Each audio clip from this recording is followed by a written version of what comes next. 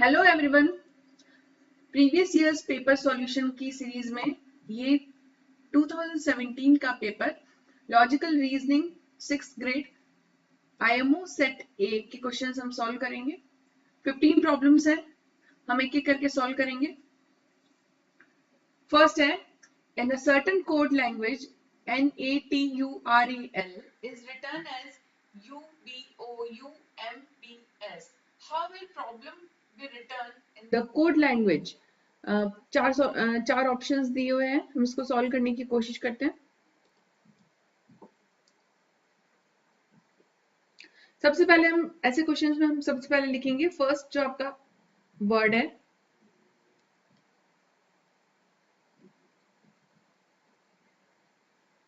Natural, और N को जिस तरह से रिप्लेस किया है, ए को जो जिस लेटर ने रिप्लेस किया है वो उसके नीचे लिखेंगे UBOUMBS।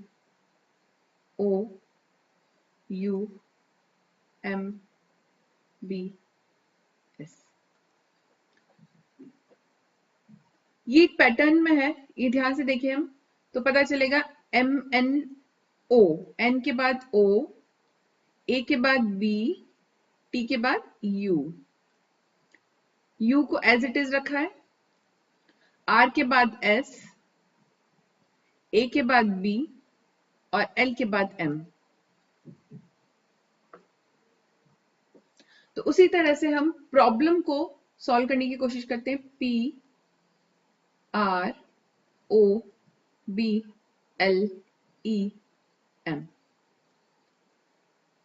Same as it is. P के बाद आता है Q, R के बाद S, O के बाद आता है P, राइट। B को एज इट इज रखेंगे, L के बाद आता है M, E के बाद आता है F, M के बाद आता है N। तो आपका जो आंसर है ऑप्शन कौन सा सेलेक्ट होगा? PSQBNFM, PSQBNFM। Option C is your correct option. Problem 2. Select a figure from the options which when placed in the blank space of figure X would complete the pattern. हम यहाँ पे pattern observe करते हैं। देखिए जो यहाँ पे square है, यहाँ पे एक स्क्वायर बनेगा, यहाँ पे एक स्लांट लाइन है, यहाँ पे एक स्लांट लाइन होगी, यहाँ पे दो स्लांट लाइन्स है, यहाँ पे दो स्लांट लाइन्स होंगी।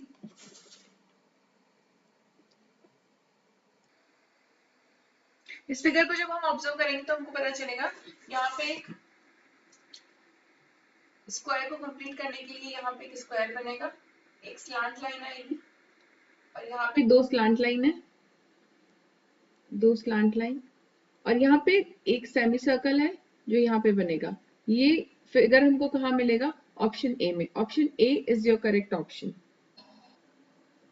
नेक्स्ट प्रॉब्लम है, if M is the brother of K, D is the daughter of K, N is the sister of M and P is the brother of D, then who is the uncle of P?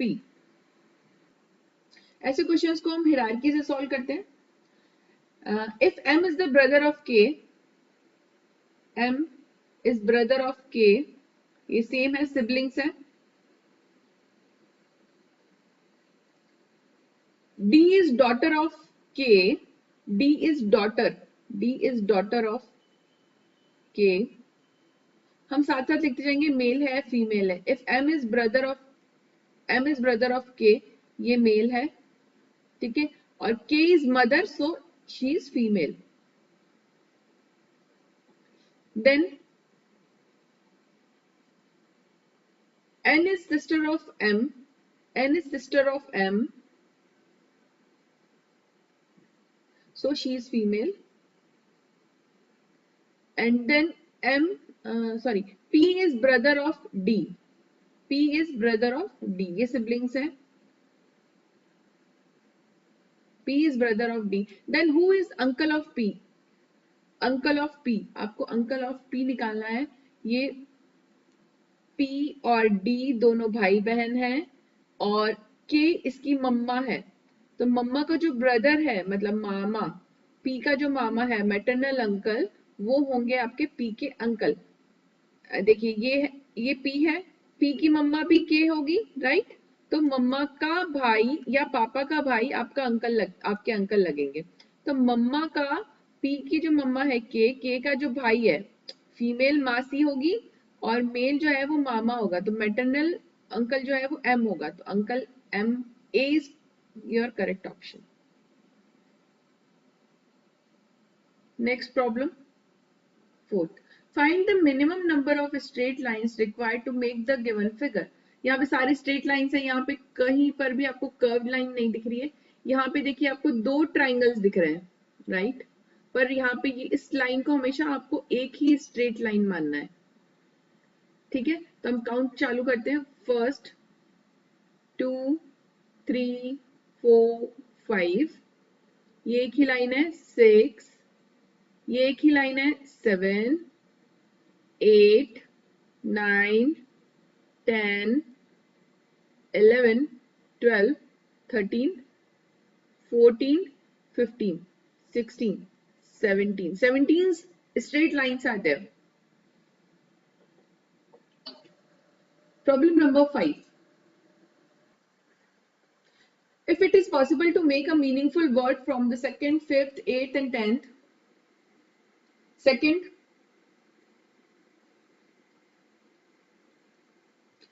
letter, which is second letter? E. Fifth, third, fourth, fifth, D. Eighth, sixth, seventh, eighth, T. 10th, A. So we have letters E, D, T and A. Only once. Then the last letter of the word would be your answer. Okay.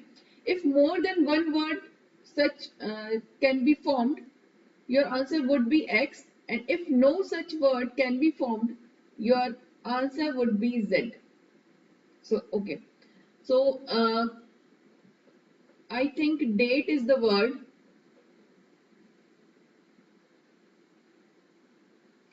Date is the word and last letter is E. E is your option.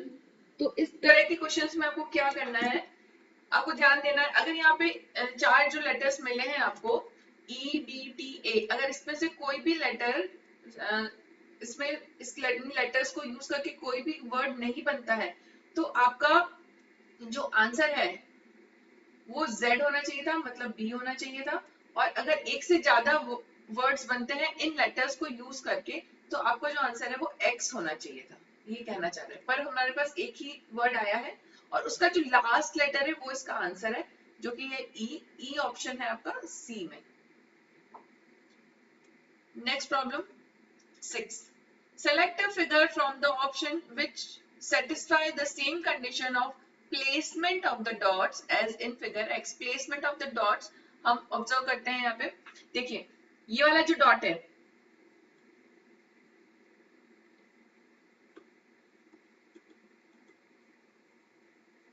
ध्यान से देखिए, ये वाला जो dot है, ये dot number 1, ये dot number 2।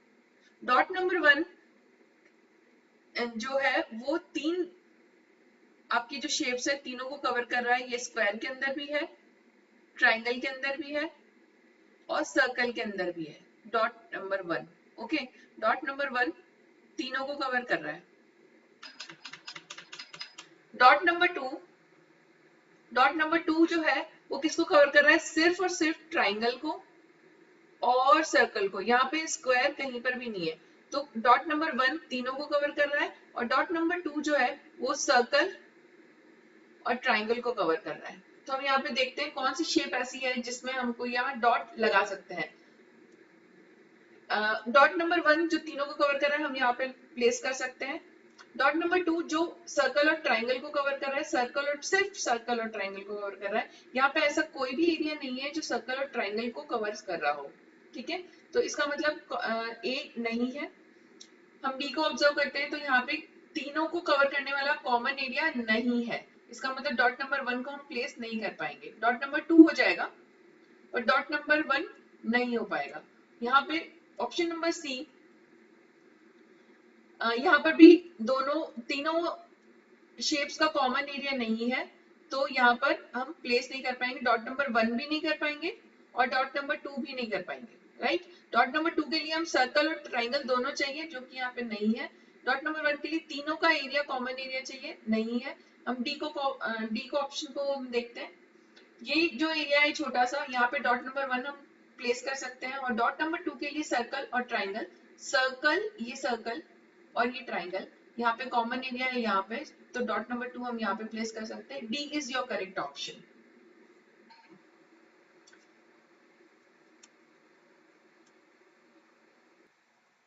Problem number 7, find the correct mirror image of figure X is mirror if mirror is placed vertically to the left side, ये लेफ्ट साइड है आपकी और ये राइट साइड है। अगर मिरर यहाँ रखा हुआ है तो कौन सा ऑप्शन सही है? जब आपका मिरर यहाँ होगा तो आपको जो इमेज मिलेगी वो कैसी मिलेगी? ठीक है, एम का कोई मिरर इमेज नहीं है, एम को एम ही देखा जाएगा, तो एम सब में है। आपको देखना है डॉट, यहाँ पे डॉट आना चाहिए, ठीक है। यहाँ इन दोनों ऑप्शंस में से कोई एक ऑप्शन सही होगा। अब हम जब यहाँ पे नीचे देखते हैं, यहाँ प्लस का साइन है, प्लस का कोई मिरर इमेज नहीं होता, प्लस को प्लस ही मिरर इमेज में देखा जाएगा, तो यहाँ प्लस है, यहाँ पे क्रॉस हो गया है, ये प्लस है। C is your correct option. Problem number 8. A set of three figures x, y, z shows a sequence of folding of piece of paper. Figure Z shows the manner in which the folded paper has been cut. Select a figure from the options which would most closely resembles the unfold form of figure Z. अब देखिए, इसको नीचे की तरफ fold किया है paper को, एक हमारे पास हेक्सागन टाइप्स पेपर है, उसको बीच में से फोल्ड करके नीचे किया है, फिर उसको वापस फोल्ड करके लेफ्ट साइड फोल्ड किया है, और हमारे पास फाइनल जो फिगर आया है वो इस तरह से आया है, राइट।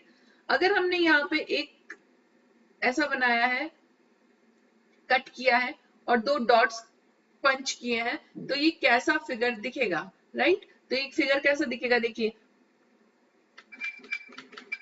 ये फिगर ऐसा दिखेगा, ये इस तरह से होगा, ये इस तरह से होगा, ये इस तरह से होगा यहाँ पे, और दो दो डॉट्स यहाँ पर होंगे, ठीक है। जब हम इसको अनफोल्ड करेंगे तो ये वाली जो डायग्राम है, यहाँ पे सिंगल सिंगल डॉट्स है, तो ये तो नहीं होगा, ये डबल डॉट्स वाला। C is your correct option. Question number 9, find the missing number if a certain rule is followed either row wise or column wise. थोड़ा सा ट्विस्टी है ये क्वेश्चन, हम इसको ध्यान से देखते हैं। 2 1s are 2 plus 1 is equals to 3। Pattern बनाने की कोशिश करते हैं। 2 multiply 1 plus 1 is equals to 3। Second वाला कॉलम देखते हैं, ये सेकेंड वाला कॉलम देखते हैं। 9 multiply 12 108 प्लस 9 फर्स्ट रो, कितना हुआ? 8 plus 9 117। ठीक है, तो ये पैटर्न आया है, इसका मतलब इन दोनों को मल्टीप्लाई करेंगे और फिर उसमें ये क्वेश्चन मार्क ऐड करेंगे तो हमारे पास आंसर ये आएगा। तो इस क्वेश्चन मार्क की वैल्यू हमें पता होनी चाहिए, तो let be the question mark की वैल्यू हम x मान लेते हैं, ठीक है।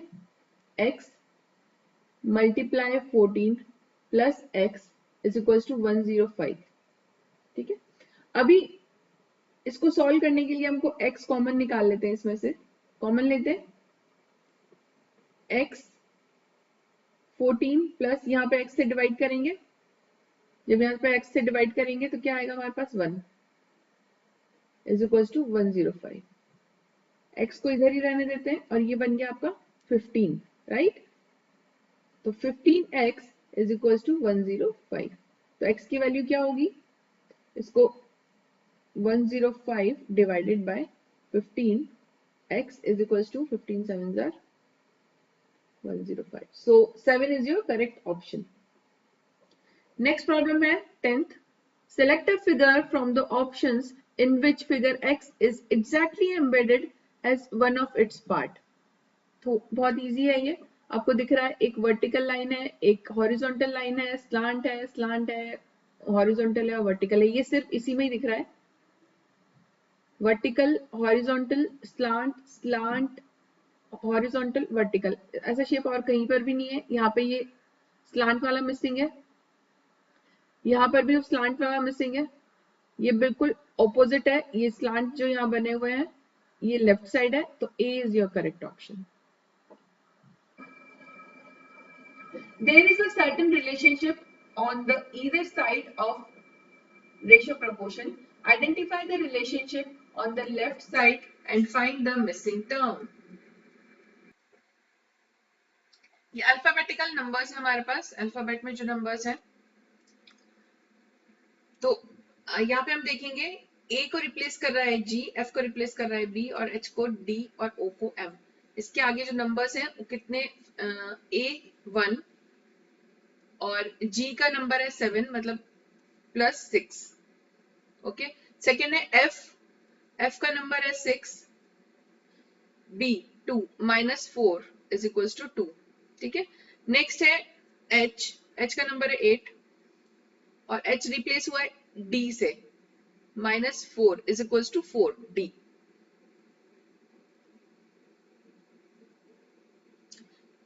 ओ, ओ का नंबर है 15 और यह रिप्लेस हुआ है m से, m is your 13, -2 is equals to 13। अब हमारे पास जो हमको जो निकालना है उसको लिख देते हैं।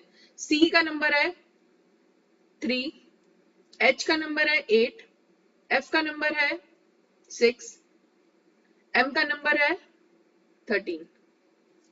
3 + 6, सेम रूल फॉलो होगा यहाँ पे जो रूल फॉलो हुआ है। 3 + 6, 8 - 4, 6 - 4, 12, 15 - 2, तो 13 - 2। ओके, फाइनल आउटपुट ले लेते हैं हम। 3 + 6 9, 8 + 4, 8 - 4 4, 6 - 4 2, 13 - 2 15, 13 - 2 11। ओके, अब हम यहाँ पे ले लेते हैं 9, 9 नंबर पे आई से स्टार्ट होगा, मतलब लास्ट के दो option C and D may be your correct options. 4D, fourth D, I, B and 11 number पे के। आई डी बी के is your D option is correct option. Question number 12, which of the following Venn diagrams best represents the relationship amongst artists, scholars and men? देखिए इन questions को कैसे solve करना है, आपको सोचना है कि क्या मेन आर्टिस्ट हो सकते हैं, हाँ। क्या सारे मेन आर्टिस्ट हो सकते हैं, नहीं। क्या सारे आर्टिस्ट मेन हो सकते हैं, नहीं। कुछ आर्टिस्ट जो है वो वुमेन भी होती है, राइट। क्या सारे स्कॉलर्स मेन है, नहीं। स्कॉलर्स वुमेन भी है। क्या सारे मेन स्कॉलर्स है, नहीं। तो इसका मतलब ये है कि ये वाला जो ऑप्शन है आपका, सारे मेन आर्टिस्ट हैं या सारे आर्टिस्ट स्कॉलर्स हैं, ये वाला ऑप्शन आपका एकदम कट हो जाता है, राइट। नेक्स्ट देखते हैं हम, ए ऑप्शन जो है क्या ये फुलफिल कर रहा है। अगर हम इसको मैन माने, ये आर्टिस्ट माने और स्कॉलर्स माने, क्या मैन स्कॉलर्स है, हाँ कुछ मैन स्कॉलर्स हैं, हो सकते हैं ना, और कुछ आर्टिस्ट मैन है, हाँ हो सकते हैं, पर इन दोनों में, इन तीनों में आपस में कोई रिलेशनशिप नहीं है। इसका मतलब ऑप्शन ए आपका सेट नहीं होता है। अभी सी ऑप्शन जो हम देखते हैं, ठीक है, सी ऑप्शन देखते हैं, ये मैन माने, ये आर्टिस्ट माने और ये स्कॉलर माने।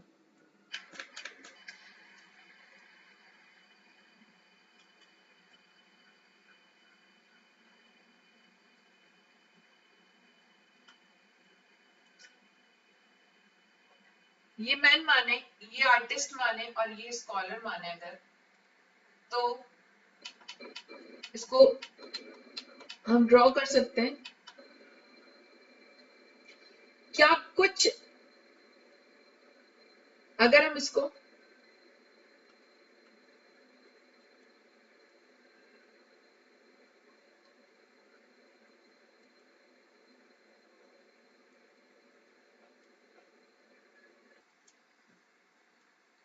अगर हम इसको मैन माने, इसको स्कॉलर माने और इसको आर्टिस्ट माने, तो क्या हम इसको कह सकते हैं कि कुछ मैन स्कॉलर्स हैं, हाँ हैं स्कॉलर्स हैं। क्या कुछ मैन आर्टिस्ट हैं, हाँ कुछ मैन आर्टिस्ट हैं। क्या कुछ आर्टिस्ट स्कॉलर्स हैं? हाँ हैं। क्या सारे आर्टिस्ट मैन हैं? नहीं, कुछ आर्टिस्ट वुमेन भी हो सकती है। ये वाला जो क्वेश्चन है वो खाली है। क्या सारे स्कॉलर्स मैन हैं? नहीं, कुछ वुमेन भी हो सकती है। तो ये वाला जो ऑप्शन है, सी ऑप्शन, ये सेट जो है वो आपका क्वेश्चन नंबर 12 का प्रॉब्लम का सॉल्यूशन है। Question number 14, find the number which will continue the given number. ऐसे क्वेश्चंस में आपको दोनों का डिफरेंस जो है जब आप निकालोगे तो वो काम आएगा। 3 और 7 में कितना डिफरेंस है? 4 का डिफरेंस है। 7 और 15 में कितना डिफरेंस है? 8 का डिफरेंस है। 15 और 31 में कितना डिफरेंस है? 16 का डिफरेंस है। तो अब यहाँ पैटर्न बन गया है 4, 8, 16। तो यहाँ पर जो डिफरेंस है वो 32 का हो सकता है। 4 2 8, 8 2 16, 16 2 32। यहाँ पे 32 का हो सकता है, पर हम इसको वेरीफाई करेंगे। इसके आंसर निकालने के बाद यहाँ पे इसका और 127 में जो डिफरेंस है वो 64 का होना चाहिए। 32 2 64। 31 plus 32 is equals to your 63. Okay, तो क्वेश्चन मार्क की जगह 63 आएगा, बट वेरीफाई करेंगे हम answer. 63 plus 64 is equals to 127। तो आपका आंसर जो है वो option B is your correct option. 15 question, Sonali drove her car 20 kilometre northward. सबसे पहले ऐसे क्वेश्चंस में हमको डायरेक्शंस बनानी है, north, south, east and west. Drove her car 20 kilometres northwards, northwards ऊपर, ठीक है, 20 kilometres. Then she turn left. अब अगर ये वो यहाँ खड़ी है तो लेफ्ट टर्न करेगी, उसका लेफ्ट कहाँ होगा? यहाँ होगा, राइट, यहाँ लेफ्ट होगा। कितना? 30 किलोमीटर्स। Turn left again. अब जब वो यहाँ होगी तो उसका लेफ्ट किधर होगा? नीचे की तरफ होगा, तो 20 kilometres, right, 20 kilometres. Again she turn left. अब जब ये वो नीचे की तरफ आ रही है तो उसका लेफ्ट किधर होगा? यहाँ होगा, इस तरफ।